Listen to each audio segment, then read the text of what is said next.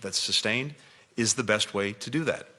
I think Israelis recognize as well, from their history, from their experience, 18 years of an occupation of southern Lebanon that ended in 2000, a war in 2006 where they went deeper and stayed longer and suffered losses as a consequence.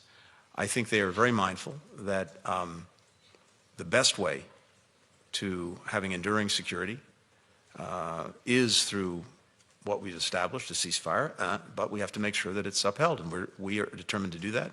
France is determined to do that. And I'm not going to speculate about what's going to happen in the future. I can only talk about the clear interests of the parties.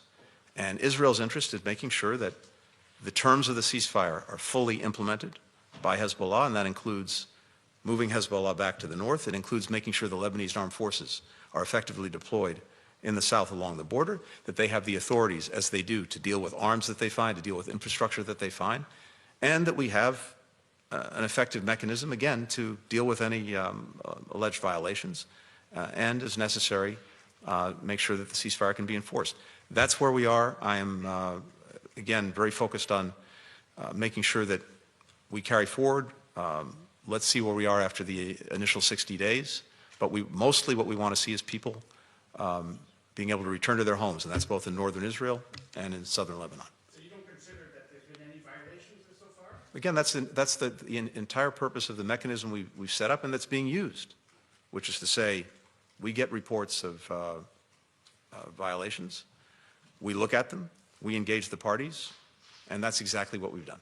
There are reports that some in the press that you have told the Israelis that they are in violation of the ceasefire. Yeah, well, Is that correct? I'm not going to respond to or get into any private diplomatic conversations that we've had. All I can tell you is the mechanism that we established with France to make sure that the ceasefire is effectively monitored and implemented is working, and we want to make sure it continues to work.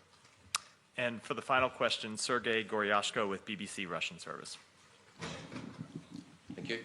Secretary Blinken, thank you for taking this question. So I'd like to follow up with my colleague from Washington Post.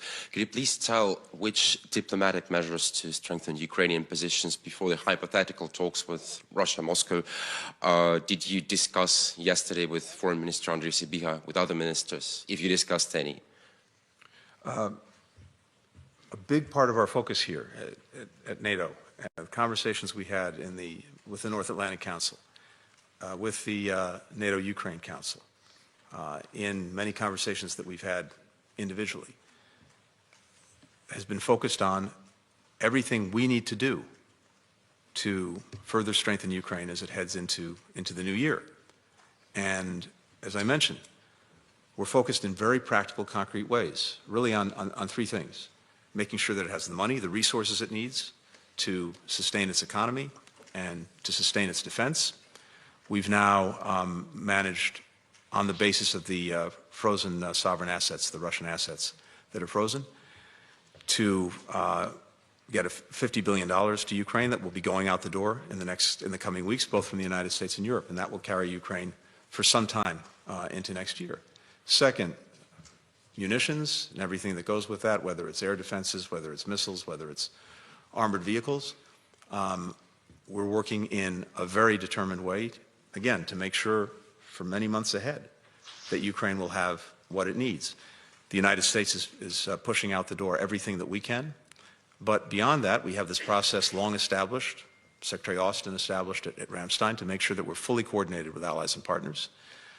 And that's exactly what we're doing. And we spent time, again, talking about what the needs are and how each of us can play a part in filling them. And then finally, mobilization. This is critical because even with the money, even with the munitions, there have to be people on the front lines to deal with the Russian aggression. Ukraine has hard decisions to make about further mobilization, but these are necessary decisions.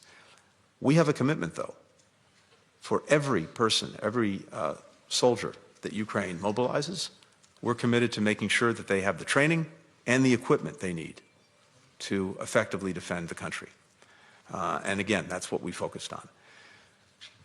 Going forward, as I said, Ukraine is on an irreversible path to NATO membership, but we're focused on this in a practical way. We set up a dedicated NATO command whose purpose is to help speed Ukraine down that path to membership. And one of the things we focused on here was making sure that that command was fully resourced. And now countries have stepped up to make sure that they have the people in place to make the command operational. That, as a practical matter, along with the reforms that Ukraine continues to engage, is what's going to move it to membership in the alliance. So Ukraine is on a clear trajectory that we've worked to establish and that we want to make sure continues through the end of this year and well into next year. And that way, the Ukrainians will be in a strong position to make the decisions that they need to make about their future. If Russia insists on continuing the aggression, Ukraine will be able to deal with it. If Russia is actually prepared to negotiate in good faith, Ukraine will be able to do it from a stronger position. And I conclude by saying this. Look, fundamentally, the extraordinary achievement for Ukraine and for Ukrainians is that this is a country that is still standing strong. Remember what Putin was trying to achieve. He was trying to erase Ukraine from the map. That was the objective, and he has failed.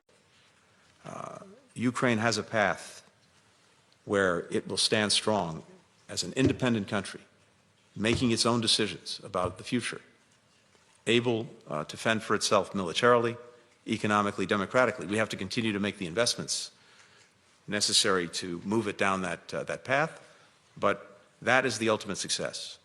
A strong, independent Ukraine, increasingly integrated with the institutions of the transatlantic community, including NATO, including the European Union. And what we worked to do today, again, was to make sure that it has what it needs both to deal with the immediate aggression, but also to continue down that path to a country that not only survives, but thrives in the years ahead. Thank you.